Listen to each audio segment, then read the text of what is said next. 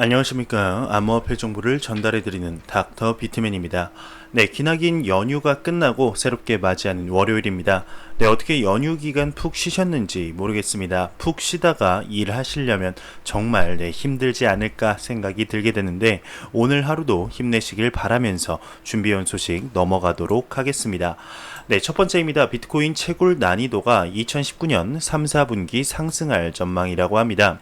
네, 2019년 상반기에 비트코인이 급상승하면서 혹독한 암호화폐의 겨울, 즉 기나긴 하락장을 피할 수 있게 되었었죠. 네, 비트코인은 6월 26일 13,800달러로 정점을 찍었었지만 상승 모멘텀은 서서히 줄어들고 있습니다. 네, 다음 상승장에 관해서는 이미 여러 가지 가격 예측들이 이어지고 있는데요. 네, 2020년에 예상되는 주요 사건인 세 번째 비트코인 반감기로 채굴자들에 대한 블록 보상이 6.25BTC까지 줄어드는 것이죠. 네, 토큰 인사이트의 최근 보고서에 따르게 되면 2020년 반감기 이전인 2019년 나머지 기간 동안 비트코인의 가치 상승에 비해서 비트코인 채굴의 난이도가 상대적으로 높아질 것으로 예상이 되고 있습니다. 네, 분기 보고서는 채굴자들이 주문한 2019년 1분기, 2분기의 채굴 장비가 3, 4분기에야 가동될 수 있을 것으로 전망을 하고 있는데요. 네, 이에 따라서 높은 컴퓨팅 파워로 구축된 하드웨어는 2019년 하반기 컴퓨팅 파워를 증가시켜서 순 채굴 난이도를 증가시킬 것이라고 하네요. 네, 14일간의 비트코인 난이도 조정 기간에 1분기 평균 채굴 난이도 증가율이 3.29%를 기록을 했다고 하는데, 네, 보수적 예측에 따르게 되면 채굴 난이도는 14.74까지, 그리고 비트코인 컴퓨팅 파워는 최대 48% 증가할 것으로 전망을 하면서 낙관적인 전망으로는 채굴 난이도가 17.14, 그리고 컴퓨터 파워는 최대 72%까지 증가할 전망으로 예상이 되고 있습니다. 네, 현재 이제 계속해서 비트코인 채굴 난이도가 상승한다는 소식이 나오고 있죠. 네, 해시레이트도 현재 최고치를 찍었는데요. 현재 2020년 5월 중으로 예상되는 비트코인 반감기가 1년도 남지 않으면서 이러한 기사들이 계속해서 나오는 것이 아닌가 생각이 들게 됩니다. 네, 역사적으로 봤을 때 비트코인 반감기 1년 전에 강력한 상승이 왔었는데 역사대로 흘러갔었죠. 네, 이번 연도 6월달 강력한 상승장이 왔었습니다. 네, 그러면서 내년 5월달에도 역시 크게 상승하지 않겠냐 하는 기대감이 퍼지고 있는 중인데요. 네, 과연 어떤 식으로 진행이 되게 될까요? 네, 라이트코인 반감기 같은 경우는 크게 상승하지 않는 모습을 보이면서 안타까움을 샀는데 비트코인도 라이트코인 짱 나는 것이 아니냐 하는 의견들도 덜어 있습니다. 네, 과연 어떻게 진행이 되게 될지, 만약에 비트코인 반감기 전에 비트코인 ETF가 승인이 난다면 서로 시너지 효과를 내면서 크게 상승할 가능성이 높지 않을까 생각이 들게 됩니다. 네, 구글 트렌드의 비트코인 검색량 1위 국가가 브라질이라고 합니다. 네, 코인리스가 최근 7일간 구글 트렌드 검색 지수를 분석을 했는데 브라질이 비트코인 검색량이 가장 많은 국가로 나타났습니다. 네, 구역별로 구분된 비트코인 구글 트렌드 검색량 분석에서 검색량이 가장 많았던 상위 5개 국가는 브라질, 터키, 오스트리아, 남아프리카 공화국, 그리고 독일이었다고 하네요. 네, 또 블록체인 검색량이 가장 많았던 5개 국가는 한국이 1위네요. 네, 한국, 대만, 몽골라, 우크라이나, 인도 등으로 나타났다고 합니다. 네, 브라질이 비트코인 검색량 1위였다는 기사였는데 현재 브라질 같은 경우 암호화폐 시장의 큰 손으로 떠오르는 중이죠. 네, 비트코인의 최대 문제점인 크나큰 변동성이 오히려 안전자산으로 부각이 되는 실정입니다. 네, 브라질 같은 경우는 세계에서 9번째로 큰 경제 대국인데요. 네, 물가 상승률이 최근 4년 만에 최고치를 돌파하면서 비트코인 거래량 또한 증가를 한 것이죠. 네, 브라질은 올해 1월 1일 자이르 보우소나루 대통령이 취임한 이후에 물가가 지속적으로 상승 추세를 보이고 있는데 브라질의 인플레이션이 고조되면서 자국 화폐에 대한 대체제로 비트코인을 찾고 있는 국민들이 증가하는 추세입니다. 네, 지난 4월달 같은 경우에는 브라질 암호화폐 거래소의 거래량이 약 10만 BTC에 달했다고 하네요. 네, 이러한 현상은 현재 브라질뿐만 아니라 남아프리카 전역에서 일어나고 있습니다. 네, 두 번째로 경제 규모가 큰 아르헨티나에서도 비트코인 거래량은 지속적으로 증가 중이죠. 네, 그리고 여러분들도 다 아시는 어제 자국의 도시에 이제 첫 비트코인 ATM기가 설치된 베네수엘라 또한 암호화폐 채택뿐 아니라 자국이 나서서 암호화폐 페트롤을 발행하고 나섰죠. 네, 이러한 자국 화폐의 가치가 낮아지고 있는 국가들에서 암호화폐가 대안으로 떠오르고 있는데요. 이러한 현상이 글로벌 규제에 긍정적인 영향을 주었으면 좋겠습니다. 네, 특히 베네수엘라의 페트로에 대한 기대가 굉장히 큰데요. 전 세계 첫 번째 사례이니만큼 성공적으로 경제를 회복시켰으면 좋겠네요. 네, 미 CNBC 호스트가 이제 비트코인 대규모 자금 이체에 효율적이다 언급을 했습니다. 네, 미국 암호화폐 전문가이자 경제 전문 방송 채널 CNBC 크립토 트레이더 쇼의 호스트죠. 렌 노이너 같은 경우는 15일 트위터를 통해서 10년 전 우리는 영상을 전송할 수 있는 시대가 도래할 것이라고는 믿기 어려웠다. 만약에 비트코인이 없었더라면 수십억 달러의 자금을 쉽고 빠르게 이체할 수 있는 날을 기대할 순 없었을 것이다 라고 언급을 했습니다. 네, 렌 노이너 같은 경우는 대표적인 비트코인 낙관론자이죠.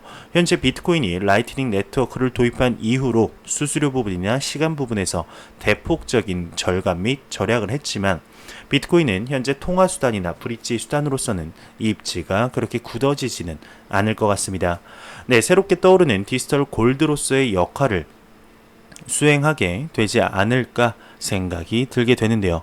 네, 화폐나 브릿지 역할을 할 코인들의 XRP를 이제 비롯해서 더 빠르고 더 저렴한 코인들 그리고 마케팅에 힘을 주고 있는 암호화폐는 세기 때문이죠. 네, 비트코인은 그저 암호화폐 시장의 얼굴 마담으로서 디지털 골드 그리고 해지 수단이라는 명성을 더욱더 확장시키면서 입지를 다져가는 편이 훨씬 좋지 않을까, 그리고 전반적인 생태계에도 그것이 이득이지 않을까 생각이 들게 됩니다.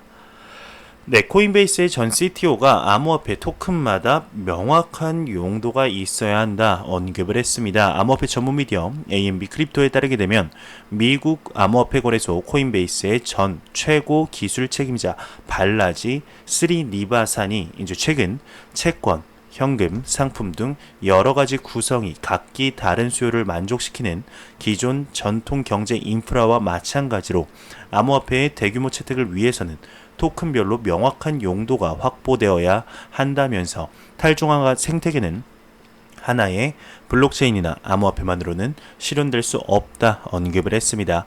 네, 이와 관련해 그는 비트코인은 가치 보관 수단으로서의 우위를 점하고 있고 이더리움은 스마트 컨트랙트라는 강점을 갖고 있다며 이같이 각기 다른 토큰들이 제 역할을 해줄 때 탈중앙화 생태계에 구현이 가능하다 언급을 했는데요. 네, 코인베이스의 전 CTO가 암호화폐마다 각자 목적성이 있어야 한다라고 언급한 부분은 예전부터 꾸준히 나온 이야기들입니다. 네, 실제로 2년 전과 비교를 했을 때 각자의 코인들이 지속적으로 업그레이드를 하고 초기에 나왔던 본인들의 목적에 따라서 열심히 노력하는 모습을 보여주고 있는데 작년에 비해서 훨씬 더 성숙한 암호화폐 시장이 펼쳐지고 있습니다. 네, 이번 연도나 2020년까지가 이제 암호화폐의 각자 인프라를 구축하는 시기라면 그 이후에는 실질적인 유즈 케이스가 폭발적으로 나오게 되지 않을까 생각이 드는데요. 네, 그리고 여기서 살아남지 못한 코인들은 리플 CEO의 빵형의 말처럼 사라지게 되고 도태되게 되겠죠. 네, 지금 이 순간에도 소리 소문 없이 생겼다가 사라지는 코인들이 정말로 많습니다. 이번 연도만 해도 알트코인이 1000개 사라졌다고 하니 이것은 말 다 한 거 아닐까 생각이 듭니다. 네, IT 버블 때처럼 현재 가격이 많이 떨어졌죠. 2017년 말과 비교해보면 굉장히 많이 떨어졌는데요. 네, 이제는 살아남은 이제 실질적인 코인들이 남아서 빛을 볼 때만 기다리면 되지 않을까 생각이 듭니다. 네, 근데 인내심을 너무나 필요로 하게 되는 현재의 시장 상황인데 이러한 기다림의 끝이 달콤한 열매이기를 진심으로 바라봅니다. 네, 그러면 코인 마켓캡에서 가격 보고 다음 기사로 넘어가도록 하겠습니다. 지금 메이저 탑 10 코인들 네, 전체적으로 소폭 상승 및 횡보를 보여주고 있습니다. 네, 비트코인 같은 경우는 0.09% 하락씩 횡보이죠. 횡보를 하면서 1210만 원대, 이더리움이 2.9% 상승하면서 22만 2천 원대, 리플 XRP가 0.3% 상승을 하면서 310원대를 보여주고 있습니다. 네, 이오스 같은 경우는 6.61% 상승한 모습을 보여주고 있는데, 네, 비트코인 더미넌스 같은 경우는 어제와 똑같은 69.6%로 굉장히 강력한 암호화폐 비트코인 시가총액 점유율을 볼 수가 있습니다. 네, 이 도미넌스 지금 69.6%, 70%에서 박제라도 시켜놨는지 지금 도무지 내려갈 생각을 안 하고 있는데, 정말 당분간은 알트코인 대상승장은 조금은 힘들지 않을까. 본인들의 자산을 지키려면 비트코인의 이런 비율을 조금은 늘려야 되지 않을까 생각이 드네요.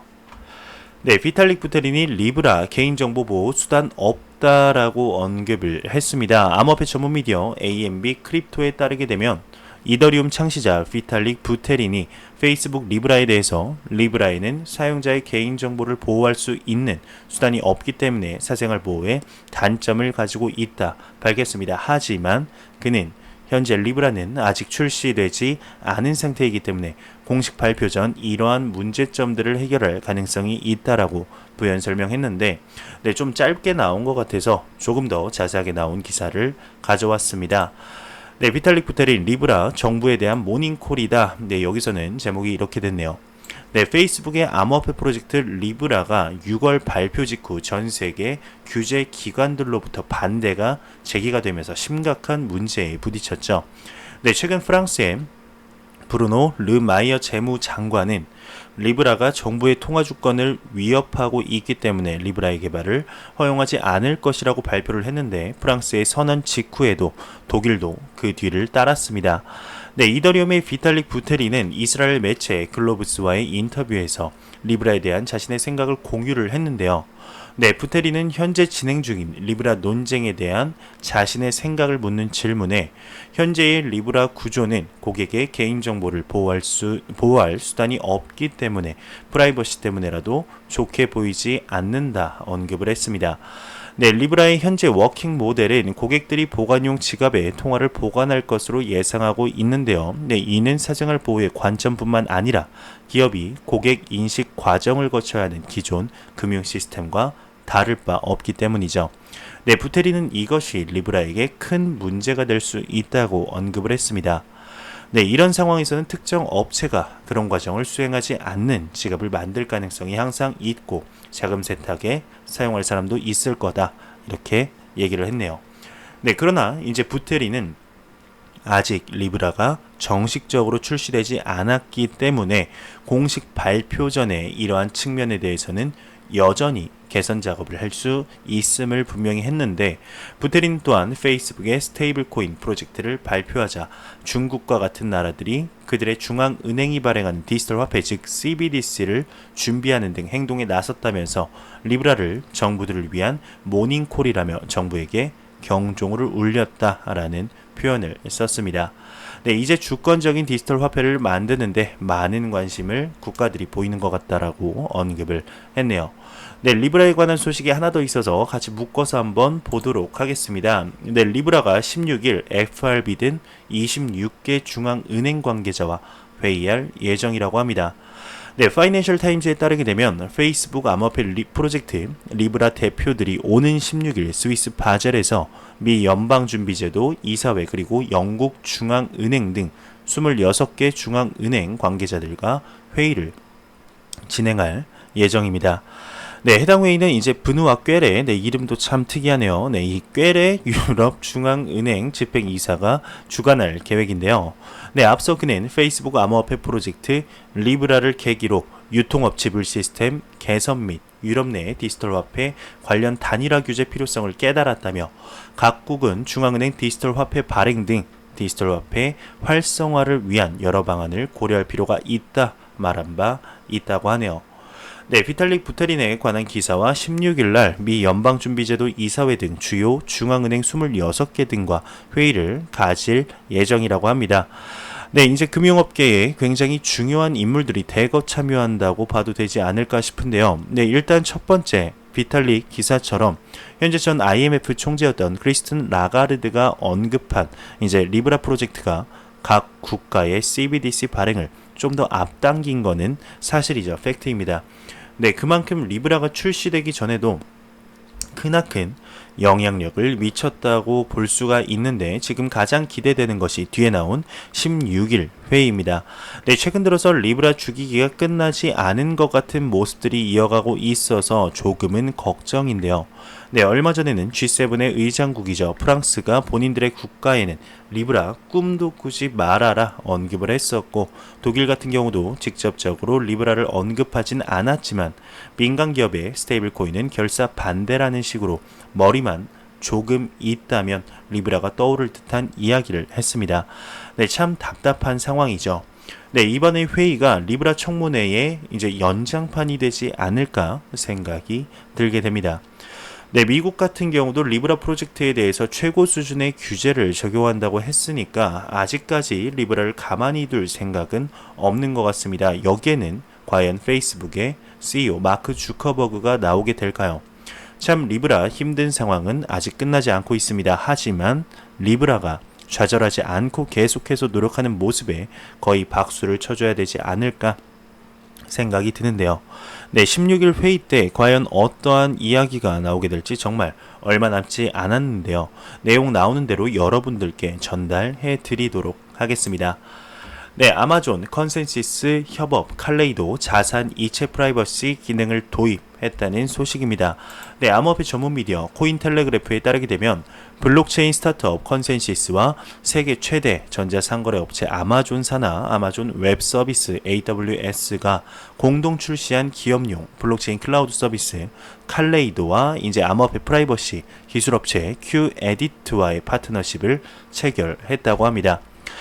네, 아마존이 이제 블록체인 클라우드 서비스인 칼레이도가 프라이버시 기능, 즉 보안 기능을 플랫폼에 도입할 계획이라는 것이죠. 네, 찾아보니 Q에디트라는 기업이 2019년 가장 유망한 기술 기업에 선정이 되었습니다. 네, 암호화폐 기술을 이용한 보안 기업이라고 보시면 쉽게 이해가 되실 건데요. 네, 아마존의 블록체인에 네, 말이 꼬이네요. 아마존은 블록체인에 굉장한 관심을 가지고 있습니다. 네, 최근에는 2개의 블록체인 프로젝트까지 공개를 했었는데 아직까지는 암호화폐를 발행하거나 직접적으로 쓸 예정은 없다고 너무나 단호하게 언급한 상태이죠. 하지만 블록체인에 관심은 있는데 암호화폐에 관심이 없다는 말은 참 어불성설인데 과연 어떻게 진행이 될까요? 네, 아마존이 자체 스테이블 코인을 발행한다거나 어떠한 암호화폐를 직접 사용하겠다고 이렇게 발표를 한다면 이것만큼 큰 호재거리도 없지 않을까 생각이 듭니다. 페이스북만큼의 영향력을 펼치게 되지 않을까 생각이 드는데 그러한 소식이 꿈이 아닌 현실로 다가왔으면 좋겠습니다. 네, 도이치뱅크가 JP모건 블록체인 네트워크 IIN에 합류했다는 소식입니다. 네, 영국 국제경제 전문지 파이낸셜 타임즈에 따르게 되면 독일의 종합금융회사 도이치뱅크가 320곳의 은행으로 구성된 JP모건 블록체인 네트워크 IIN에 합류한 것으로 나타났습니다. 네, 이를 통해서 국가 간 이체 비용을 절감 및 가속화할 계획이라는 게 도이치뱅크 측의 설명인데요. 네, 현재 도이치뱅크 같은 경우는 수년째 지속된 실적 부진과 자금 세탁 혐의 연루 그리고 합병설이 나돌고 있습니다. 현재는 20%에 해당하는 약 2만 명의 일자리, 어마어마한 일자리인데 이 일자리를 감축할 것을 이제 고려 중에 있는데요. 즉 구조조정을 하겠다는 것이죠. 네, 그만큼 힘든 상황 속에서 블록체인 네트워크에 합류했다는 것은 이 위기를 블록체인으로 극복하겠다 언급을 한 것이겠죠. 네, 한동안 잠잠했던 JP 모건에 관한 소식이었는데요. 드문드문 이렇게 나오는 것 같습니다. 네, 여러분들도 아시다시피 JP 모건은 JPM 코인을 발행하겠다 언급을 하면서 올해 말 기업 거래용 JPM 코인 테스트에 돌입하겠다고 언급을 했었죠. 네, 하지만 JPM 코인에 관해서는 이런저런 말들이 굉장히 많습니다. 네, 달러 예금 기반이기 때문에 JPM 코인과 테더가 다른 것이 무엇이냐? 그럴 거면 그냥 테더를 써라라는 의견이 현재 지배적인데 뭐 너무 나쁘게 볼 것만 아니라 이제 전 세계 손가락 안에 드는 투자 은행이 스테이블 코인을 발행했다는 것에 큰 의의를 두는 게 좋지 않을까 생각이 듭니다. 네, JPM 코인을 이제 개발하겠다는 발표가 처음 나왔을 때 리플과 관련하여서 리플 XRP가 망할 것이다, 아니다, 더 흥할 것이다, 이런저런 말들이 굉장히 많았었죠. 네, 지금 JPM 코인과 XRP를 비교하는 사람들은 거의 없습니다.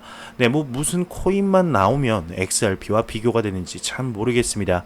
네, 아무튼 하나 더 말씀을 드리면 도이치뱅크 같은 경우는 또 리플렛의 멤버입니다. 리플아, 제발 좀 가자. 네, 참 인내심이 많이 필요한 코인인 것 같습니다. 네, 트위터 CEO가 운영하는 모바일 결제 기업 비트코인 결제 프로젝트에 10만 달러를 지원했다라는 이런 소식이 나왔습니다. 네, 트위터의 CEO 잭 도시죠. 네, 이 잭 도시가 모바일 결제 업체 스퀘어의 암호화폐 프로젝트 스퀘어 크립토는 비트코인 결제 사업 BTC 페이어 서버에 약 10만 달러, 하나로 치면 1억 1,945만 원을 지원을 했다고 합니다. 네, BTC 페이어 서버는 이제 비트코인 코어 개발자 니콜라스 도리오가 2017년에 설립한 비영리 단체에서 프로젝트가 셀프 호스트가 되었다고 하는데요. 네, 오픈소스의 비트코인 결제 프로세서를 바탕으로 구축된 서비스라고 합니다. 네, 이 단체는 스퀘어 크립토의 경쟁자가 될 수 있는데 잭 도시는 경쟁자에 대한 출자가 아니라 돈의 미래에 대한 투자라 설명을 했네요. 네, 굉장히 이제 대인배적인 면모를 보여주는 잭 도시인데요. 잭 도시 같은 경우는 대표적인 암호화폐 친화적 인물이죠. 네, 최근 들어서 비트코인 결제 프로젝트에 투자를 하는 많은 기업들이 늘어나고 있습니다. 네, 이러한 것들을 봤을 때 암호화폐 시장의 잠재력과 성장 가능성은 무궁무진하다고 생각이 드네요. 네, 그렇게 돈 버는 방법의 프로인 글로벌 기업과 사업가들이 암호화폐 시장에 죽자고 달려드는 것이 아닐까 생각이 드는데요. 암호화폐 시장 정말 빠르게 확장이 되고 있습니다. 네, 규제도 어느 정도 시작이 되었다 보셔도 되는데 일단 확실한 규제가 암호화폐 시장의 원동력이 되어주지 않을까 생각이 듭니다. 네, 만약에 이번 10월에 비트코인 ETF가 확정이 된다면 규제도 빠르게 모든 것이 잡히지 않을까 생각이 드는데요. 네, 규제가 먼저 잡힐지 ETF가 먼저 승인이 날지 아무래도 전자가 좀 더 확률이 높지 않나 생각이 들게 되네요. 네, 저스틴 선 트론 TV 출시 광고 시 비트토렌토 및 USDT를 지급하겠다 언급을 했습니다. 네, 예전에 나온 기사인데 다시 한번 나와서 한번 더 알려드립니다. 네, 암호화폐 전문 미디어 크립토 글로벌에 따르게 되면 최근 저스틴 선 트론 재단의 창업자죠. 본인의 트위터를 통해서 트론 TV를 출시했다. 사용자는 해당 플랫폼에서 광고를 시청하는 것으로 BTT 및 트론 네트워크 기반 USDT를 벌 수 있다 언급을 했는데요. 네, 저번에 나온 기사인데 이제 오늘 또 한번 나와서 가져와 봤습니다. 네, 트론TV 들어가 보면은 유튜브 마냥 동영상들이 이제 떠 있고 클릭하면 광고가 한 편 나오게 됩니다. 네, 유튜브랑 크게 다르지 않은 시스템인데 일단 저스틴 선 이런 것보다 2020년 워렌 버핏과 오찬 다시 한번 빠르게 조율해서 잡기를 바라봅니다.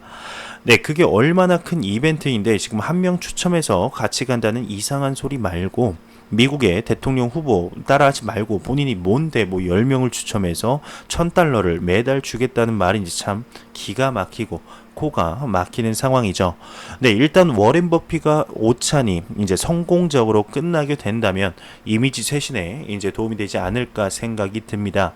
현재 뭐 이상한 짓들만 하니까 중국 비트코인 투자자한테 좀도둑 소리나 듣는 게 아닌가 생각이 들게 되네요.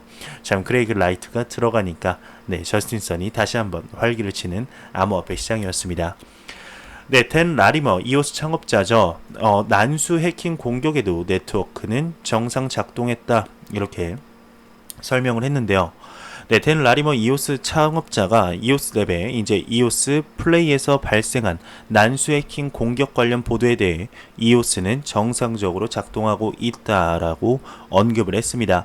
네, 그러면서 그는 이번 사례는 이더리움이나 비트코인 네트워크에서 발생했던 높은 수수료를 동반한 트랜잭션 스팸 공격과 별반 차이가 없다면서 네트워크는 토큰 홀더들을 동결하진 않았지만 무상으로 사용할 수 있는 추가적인 대역폭이 없어졌을 뿐이라고 진단을 했네요.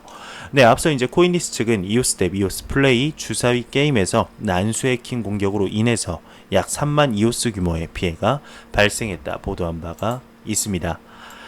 네, 비트코인 SV, 비트코인 해시레이트의 1% 미만이라고 합니다. 네, 비트코인 SV 옹호자들은 이제 비트코인 하드포크인 BSV를 채굴하는 것이 이익이 되고 네트워크가 점점 강해지고 있다고 주장을 하고 있는데, 네, 하지만 사실은 비트코인 SV의 해시레이트는 비트코인의 해시레이트에서 매우 작은 부분을 차지하고 있다고 합니다. 네, 2018년 이후 별로 개선이 되지 않았다고 하는데, 네, 암호화폐 분석가 벤 버레트는 트윗을 통해서 BSV의 해시레이트는 비트코인의 0.7%에 불과하다 언급을 했습니다. 네, 이는 비트코인 자리를 목표로 하는 자칭 진짜 비트코인에 대한 엄청난 타격인데, 네, 반면 비트코인 해시레이트는 최근 들어 포물선 상태가 돼서 네트워크 보안이 이제 강화되고 있음을 보여주고 있죠. 네, 지난 한 달 동안 그것은 약 30%의 증가를 했습니다. 네트워크의 해시레이트는 2019년 5월부터 꾸준히 성장을 하고 있는데요. 네, 이런 속도의 해시레이트 증가면 2020년 5월에 예정되었던 반감기가 4월에 일어나도록 만들 가능성도 생긴다고 합니다. 네, 결론적으로 비트코인 SV는 현재 비트코인의 해시율 1%에라도 맞설 수 있으려면 수행해야 할 것이 굉장히 많죠. 최근 비트코인 SV의 창조자죠. 크레이그 라이트가 본인이 비트코인 창조자라고 이렇게 사토시라고 주장하는 그의 익살스러움이 법정에서 이제 직접적으로 타격을 받았습니다. 크레이그 라이트 요즘 깨갱하는 모습인데요. 네, 과연 비트코인 SV의 운명이 크레이그 라이트와 같이 하게 될지 한번 지켜봐야 될 것 같습니다. 비트코인 SV를 투자하시는 분들은 조금 조심해서 기사에 주목을 하는 게 중요하지 않을까 생각이 들게 됩니다. 네, 마지막 소식입니다. 크립토 공포 탐욕 지수인데요. 이제 전날보다 1포인트 하락한 38을 기록하면서 공포 단계가 지속되고 있습니다. 네, 이 지수는 이제 0에 가까울수록 공포, 100이면 낙관을 나타내게 되는데, 지금 벌써 이제 9월 달에 반이 지났습니다. 즉, 이 말은 이제 3분기가 2주 정도 남았다는 얘기인데요. 네, 3분기가 마무리되기 전에는 이 비트코인 공포 탐욕 지수가 다시 한번 70, 80을 보는 날이 왔으면 좋겠습니다. 네, 제가 준비해온 소식은 여기까지입니다. 마지막으로 코인마켓캡에서 가격 보고 마무리하도록 하겠습니다. 리블 XRP 기준 310원인데요. F5번 한번 눌러보도록 하겠습니다. 네, 308.49원. 네, 계속해서 하락을 하고 있네요. 네, 한 영상 초기보다 한 2원 정도 하락한 모습인데, 다른 암호화폐들도 전반적으로 같이 하락하는 모습을 보여주고 있는데 참 안타깝습니다.